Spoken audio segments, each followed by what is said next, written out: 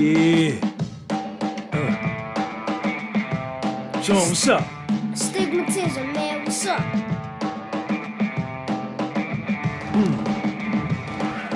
Do anything.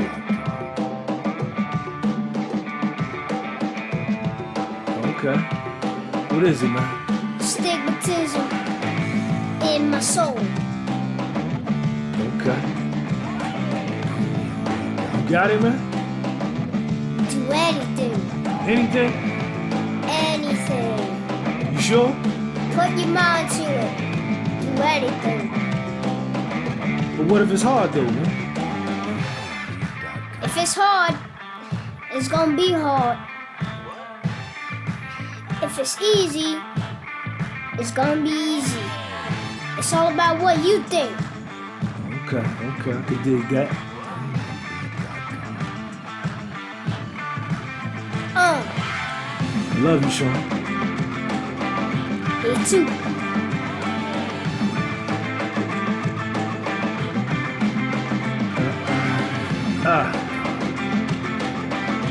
Stigmatism in my soul, man. Window cleaning with soul. You see it, you hear it. Dopest channel. Dopest channel on YouTube.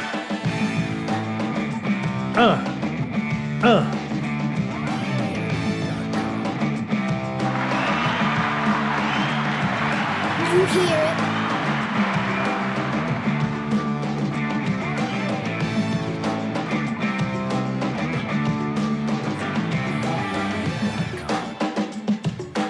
Thanks for coming to the channel, y'all. Appreciate y'all. Shout out to all the subscribers. Shout out to all the subscribers, man. Peace. Peace out.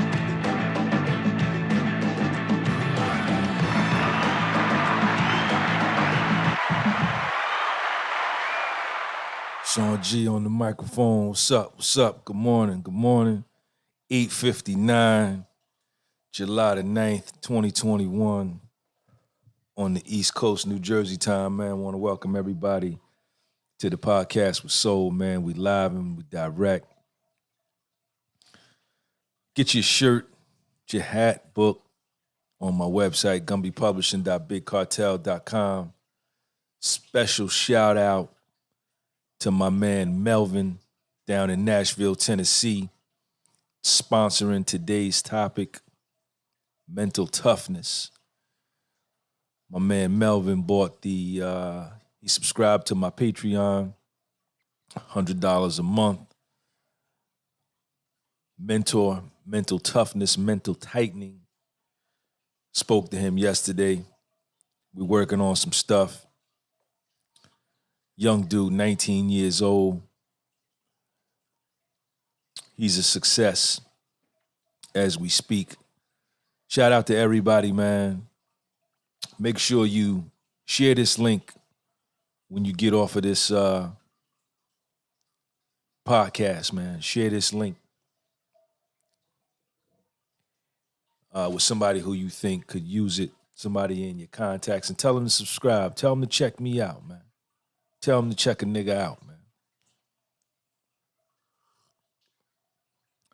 Shout out to China Mac, man. Met up with him yesterday. We're going to be doing some stuff together.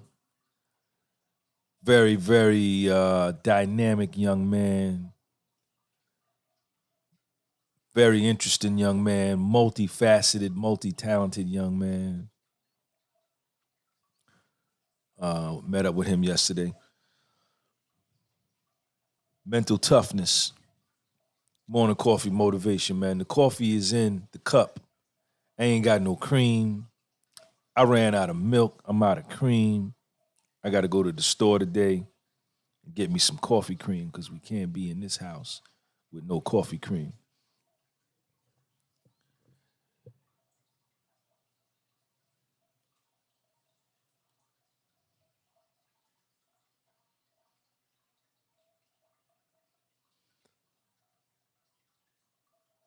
Mental toughness.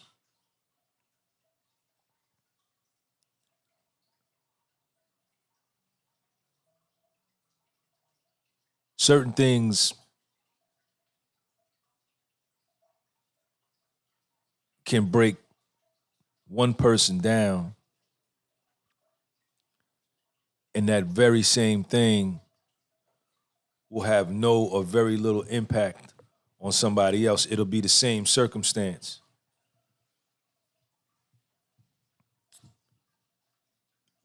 Why is that?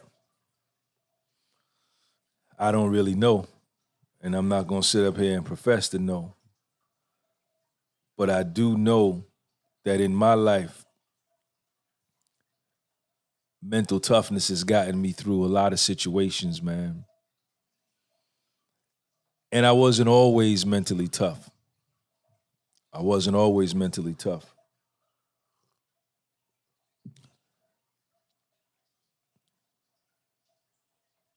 You know, as in the universe, in order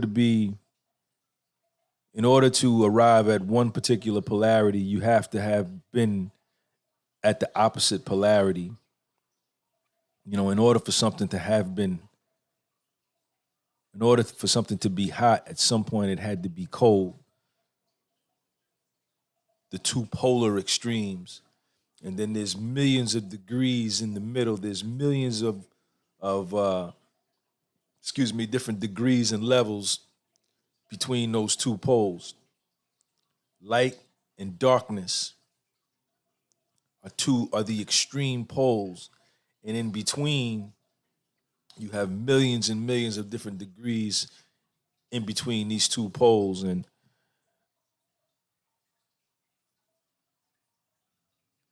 the same thing happens, you know, and holds true with man. At one point, you would have had to have been mentally weak in order to arrive at a point to where you're mentally strong or mentally tough.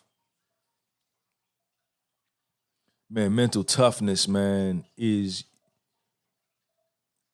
you just look for the positive, man. Or you look at that situation, you look at that negative occurrence, you look at that negative situation and you dig it for what it really is. You don't go into denial and be like, oh, nah, that ain't what it is. That ain't really, you know, it ain't that bad. No, it is that bad. Yeah, that really did happen. But then you come right back in your own dome and you tell yourself, yeah, but I ain't finna let this shit just break me down. I'm not finna do that. Yeah, I see what happened. I see what went down. I see what it is. I saw it. But I got to keep it together. I got other shit to do. I can't fall to pieces over this particular situation, and I got stuff over here that needs to be done. I got to stay in the moment. When I was mentally weak, I constantly lived in the past, and I constantly projected negative occurrences going to happen in the future. It was either one or the other or both. And when I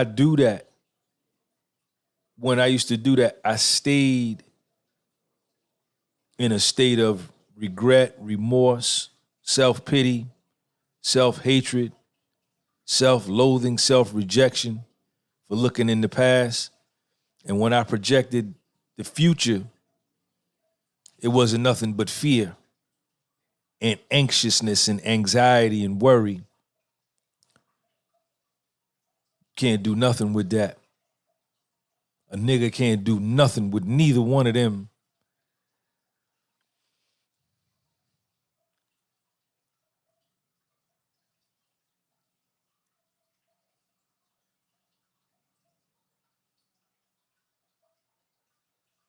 And as I've lived, the more life experience I've gotten, goddamn nigga face clean, man. Look at this, man. Skin clean, skin shining, man. Teeth white. Man, nigga look good, man. Check me out, man. Check me out. Check me out, man. The more experience that I've gotten at living in my 20s, at 23, at 26, at 22, I was nowhere near as mentally solid as I am now. So there is a huge component of developing mental toughness is time and living and experience, the ups, the downs, the ins, the outs. You can be mentally tough in your 20s.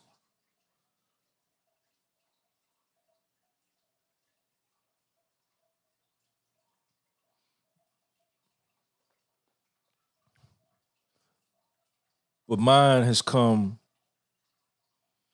over the course of my life. Things that, see, when you get to be fit over 50, right? And you look as good as I do, goddamn work out like I do, and you exercise like I do,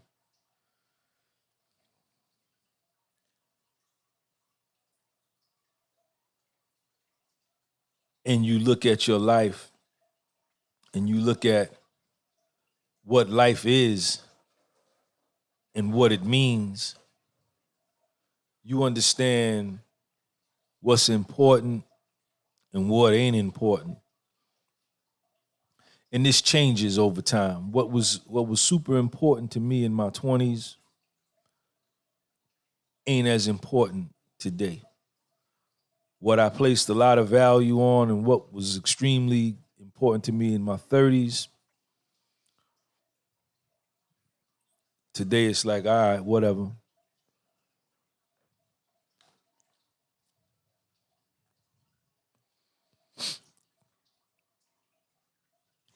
You look at situations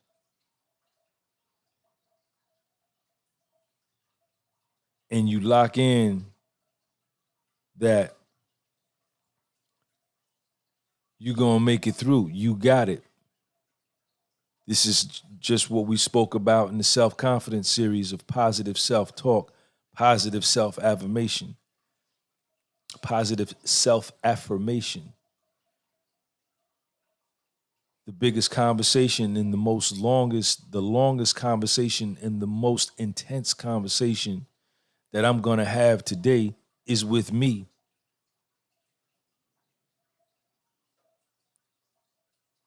And as it pertains to you, the deepest conversation you're gonna have, the most important conversation you're gonna have today is with yourself.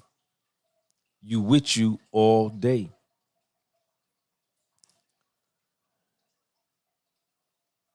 Mental toughness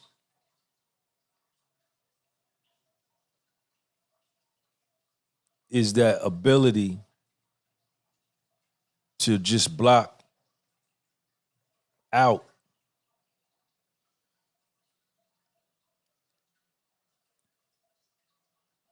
anything that's of no importance to you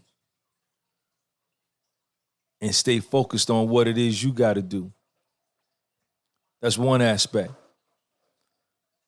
Another aspect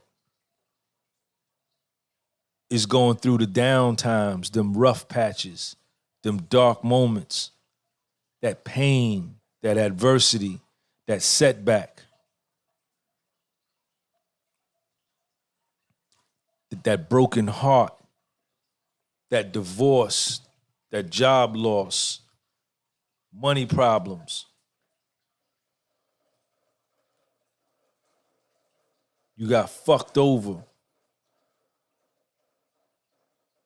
A part of mental toughness is understanding that, looking at it,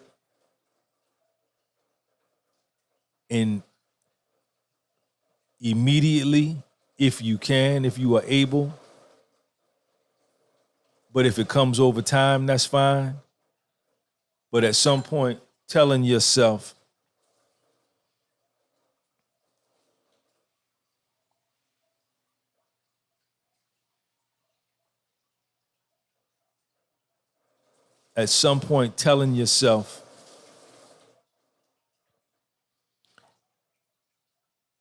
It's all right.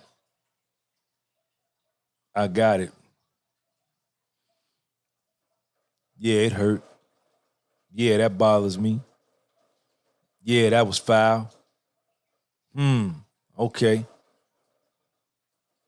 But I'm not finna let it just break me down mentally and let me, and allow myself to get all psychologically wrapped up in that situation. Because what we get wrapped up into psychologically, the next step is the feeling, is the emotion. The seed is always the thought. The emotion, the feeling comes from the thought.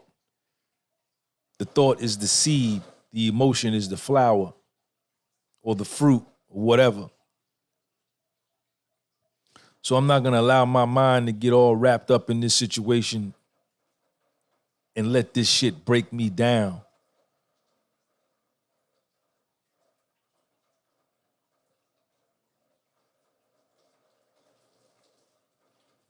Mental toughness is being able to say no.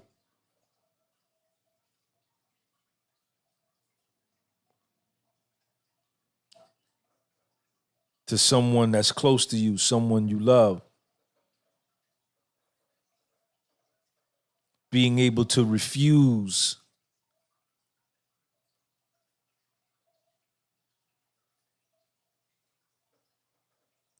some form of instant gratification.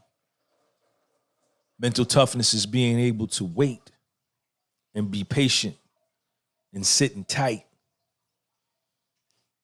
and waiting. Mental toughness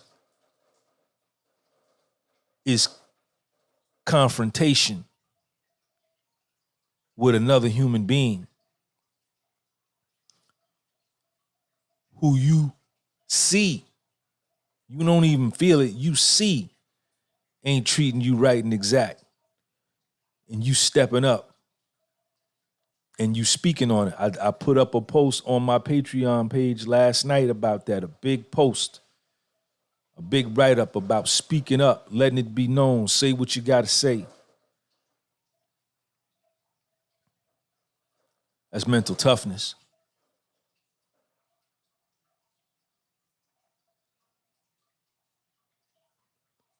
I read this in a book, Mental Toughness. They didn't term it as mental toughness, but I am. But it was when your life blows up, when a situation in your life blows up,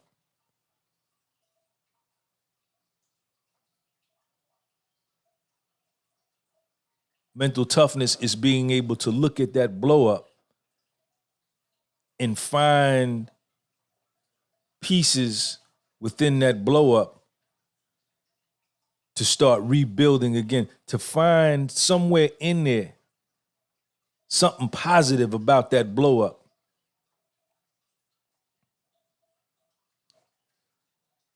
Yeah, man, damn, I got a divorce. I'm getting a divorce, man. I'm gonna lose everything. My family's gonna break up. There's gonna be money problems. We're gonna be a big fight.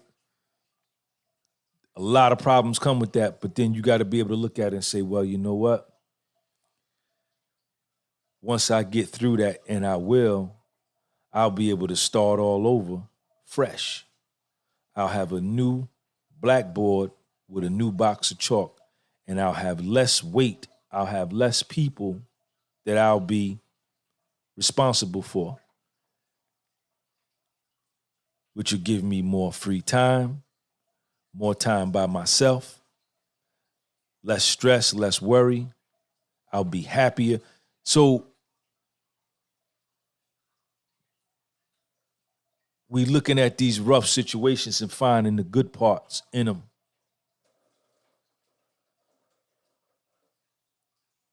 That's how we become mentally strong and not let these situations beat us down. Not saying we don't feel nothing. We don't do that. We don't do the sucker move, the fake tough guy move. Oh, I'm all right. I'm all right. No, you ain't. No, you ain't, nigga. No, you ain't. That shit hurt. Sean, you all right? Nah. Hell no, I ain't all right. I'm mad. I'm pissed off. You know, I want to hurt somebody. This shit hurt me. I'm hurt. I'm depressed. I'm mad. I'm hurt. I own mine. I tell myself the truth about me. Back there when I was fake, I tell myself, I'm cool. Yeah, I'm all right. And be toe up from the floor up. I don't do that today. My religion is reality. And in order for me to have a successful relationship with myself, I got to be honest with myself. And when I'm honest with myself, then I can be honest with the world. And when I'm honest with myself, I can heal faster, right? I can respond to situations more maturely, right? With good judgment.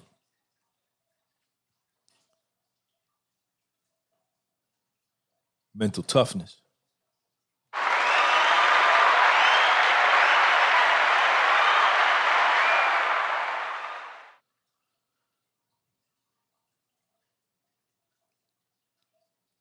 And it's been my experience that the bigger the hurt, the bigger the mistake, the bigger the failure has provided the most growth for my mental toughness. You know,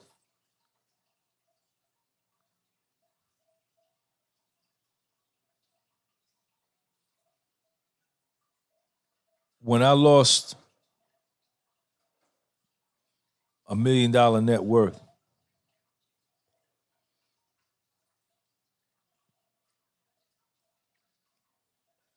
you cannot believe, unless you have done it, you cannot believe or understand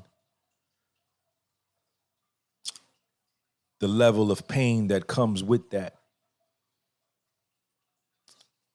And all of the emotions, the humiliation, the self-hatred, the regret, the remorse.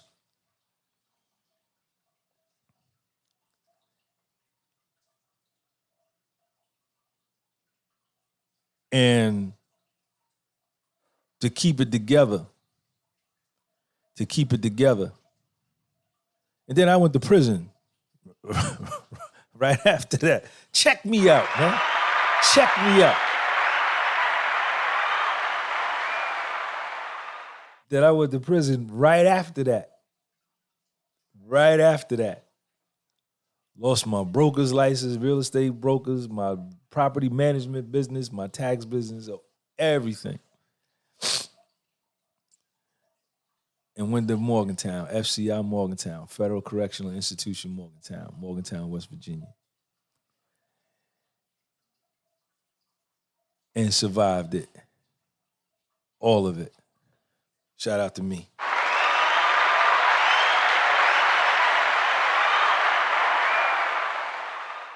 Good job, Sean. I love you, Sean. I love you too, Sean.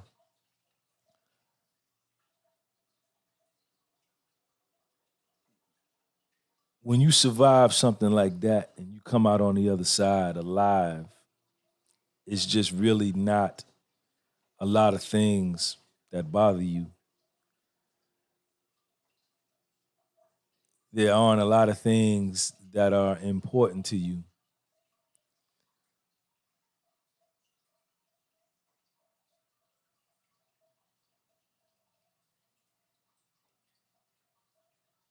And when you search in the ruins and in the ashes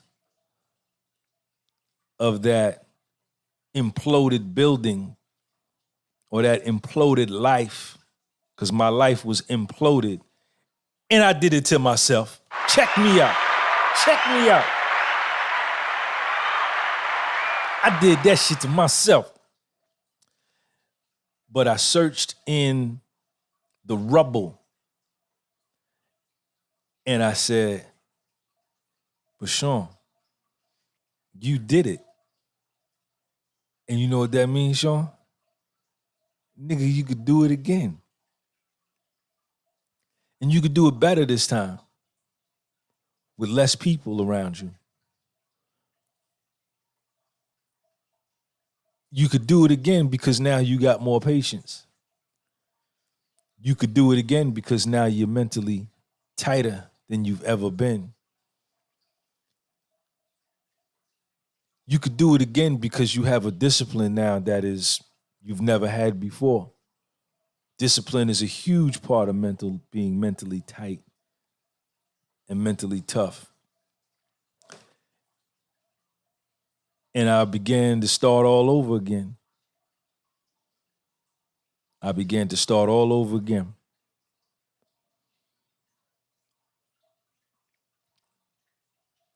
And I mean, look at where I'm at. Look at what I got. Look at what I've built. Yeah, I have. Yes, I have. I did this.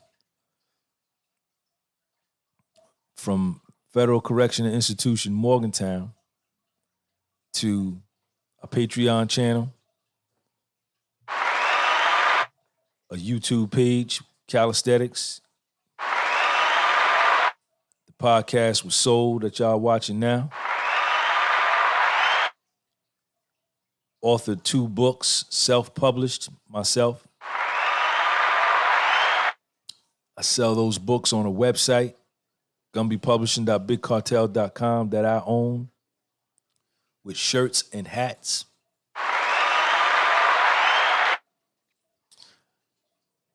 Almost done with volume 3 of Astigmatism in My Soul. I was writing on it this morning.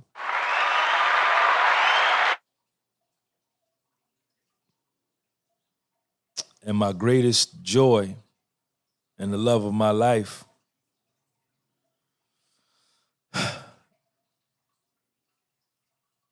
I'm a material participant in my son's life.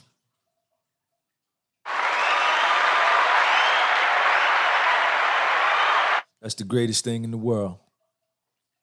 That's the greatest thing in the world. Little Sean is the greatest thing that ever happened to me. And he was born 40 days after the feds came to my office in Clifton. Sean was born 40 days later.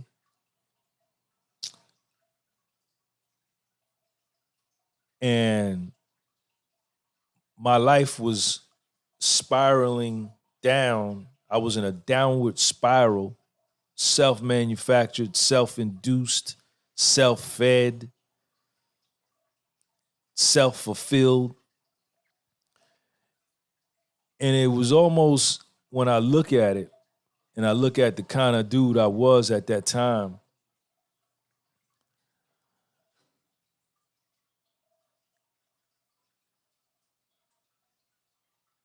when I look at it now,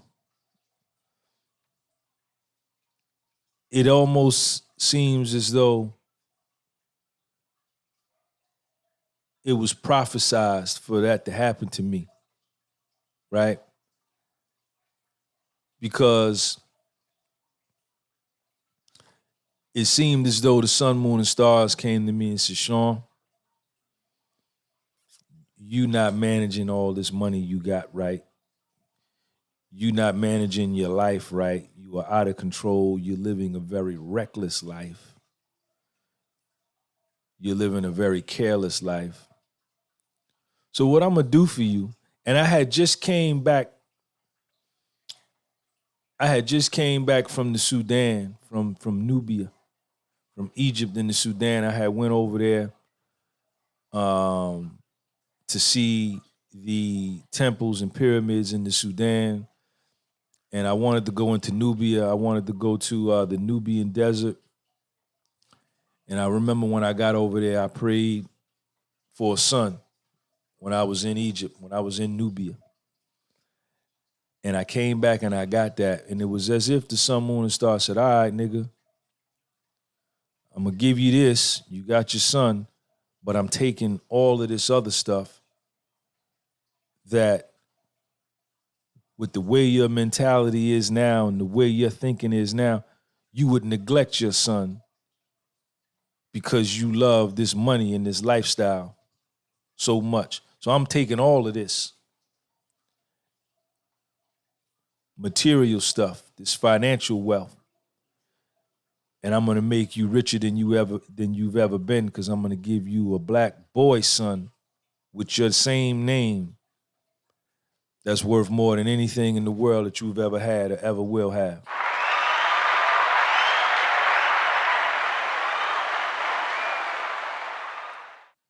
And the first 3 years of his life, me and his mother, we were not getting along.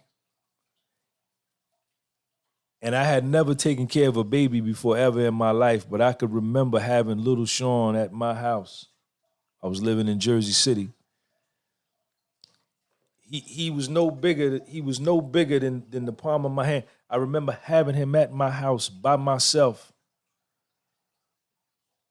making him bottles, changing. I had never changed the diaper. I had big boxes of diapers and all of the stuff that come, bathing him, getting in the shower. I'm taking the shower with him. I'm washing him, and really just taking care of this baby. Him sleeping with me feeding him, putting him nap. I mean, the whole thing that women, that mothers do, I did.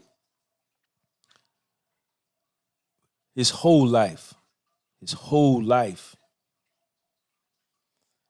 And that's the best shit in the world.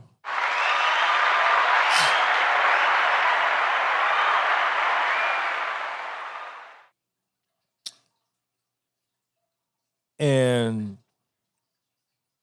see what I get to do.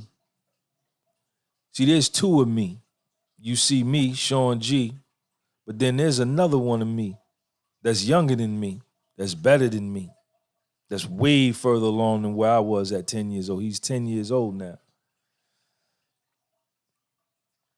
I was only out of his life for the 15 months, 15 days, and 19 hours that I was at Morgantown Federal Prison. But I've been in his life the whole time. And he's better than me. He's further along than I ever was. Way better than I am. So it's two of me here. And that's a good thing.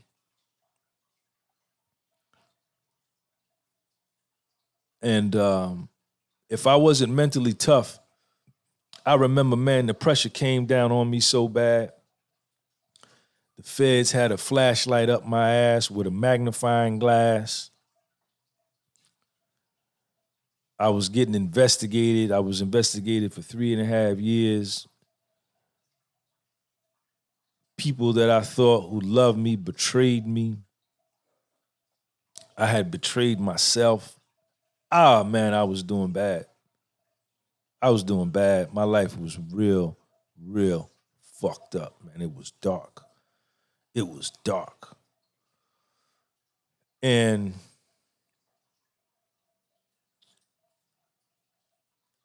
if I wasn't mentally tough, if I didn't make it through that, little Sean would have been finished. He would never be what he is today. He'd be finished. And it got rough, y'all. It got rough. And the only people, I used to talk to my mother, I used to talk to my cousin Annie, and I used to talk to my cousin Gott. And a few other niggas, Chip, Patrick, you know. But no matter who I talk to, no one could really give me that one bullet, that one panacea, that one salve that could like make the whole situation go away. Some of them had experienced this part of it. Some of them had experienced this part of it. But none of them had experienced the whole totality of what I was going through. And at that point, I was on my own. And, here I am in 2021. This was in 2012, 2013, 2011, 10, 9, 8 years ago. And 7 years ago. And one of the greatest reliefs, the thing that brought me the greatest relief, share this, hit that like button, y'all. The thing that brought me the greatest release. Y'all heard what I said? The thing that brought me the greatest relief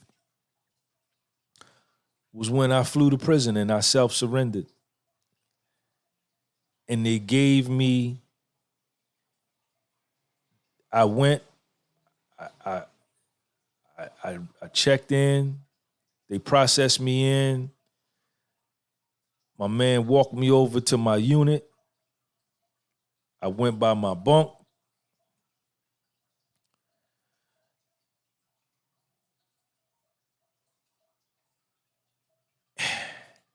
I was nervous. I was scared. I was nervous. I didn't know what to expect. My first time in prison. I had did county jail time, so I knew the do's and don'ts of jail, but this was my first time in prison. And I was scared, I was nervous, and I got up on my bunk, and it was the dude that was sleeping, nigga was from Baltimore. And he snored, man. He snored. I didn't get no sleep like the first 2-3 days, man. This nigga snored like a goddamn John Deere tractor, man. And I was like, yo. The only time I could sleep was like during the day. And like when my first day or two, when you first get to federal prison, the first couple of days, you don't have no work detail. You just kind of floating around. You just looking, watching, checking out, scoping the scene. And I would be able to get my sleep during the day because he would be up, he would be out. And I can remember, man, after I had got my first good sleep time in, because I hadn't slept in like 3 years going through the investigation. And I got my first good time of sleep, man. I got up and I looked around. I woke up. I looked up at the ceiling because I slept on the top bunk. I looked up at the ceiling. And the reality hit me that, yo, you in here. The money is gone. The houses are gone. The cars are gone. The pussy is gone. The girls are gone. The clothes is gone. The cigars are gone. The trips to Africa are gone. The trips to South America is gone. The trip to the Caribbean. Everything is gone. And it was a huge relief. I didn't have to fight no more. And this is what y'all need to see. Listen to what I'm telling you. Look at where I was at. I was in prison. And this is where I found my relief. And that was the point that I began to start all over again. Even at that moment, I didn't believe that I could do it, but that was the point that I accepted my reality, and and then eventually over time, as I made friendships with other inmates who was on the positive tip, that I began to believe that I could make a comeback. And that's where I'm at right now. You see it. You see it. You see it. You see it. You see it. You see it. You see it. And my mental toughness game went to a whole nother level in there. It went to a whole nother level in there. Because I studied and I read and I studied and I read and I wrote and I studied and I wrote and I read and I studied and I wrote and I read like I had never done ever in my life, even working on my bachelor's degree and my master's degree. Even if you combine the two, I didn't study as intensely as I did when I was at Morgantown. And that's why I say that I have a PhD in overcoming adversity, a self-proclaimed PhD, because I studied my main subject, my main topic that I studied was myself while I was in there. That was the main topic. That was the main subject. I studied me. What's wrong with you, nigga? That's what I asked myself. What happened to you, nigga? What's wrong with you, man? You blew up your life. Look at what you did. Look at the mess you done made. And I began to study and examine myself, man. And that's when things got better, you know. And, here we are. Here we are. July the 9th, 2021. Podcast was sold. Ain't nobody kicking it like this on YouTube or no podcast, man. At least I don't hear them. Maybe they are. Maybe I ain't run across the channel yet. But I know what we doing here, man.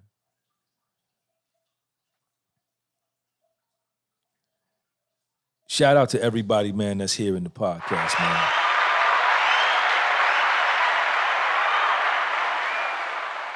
I appreciate all of y'all, man. Kurt, what's up, Kurt? Maplewood, New Jersey.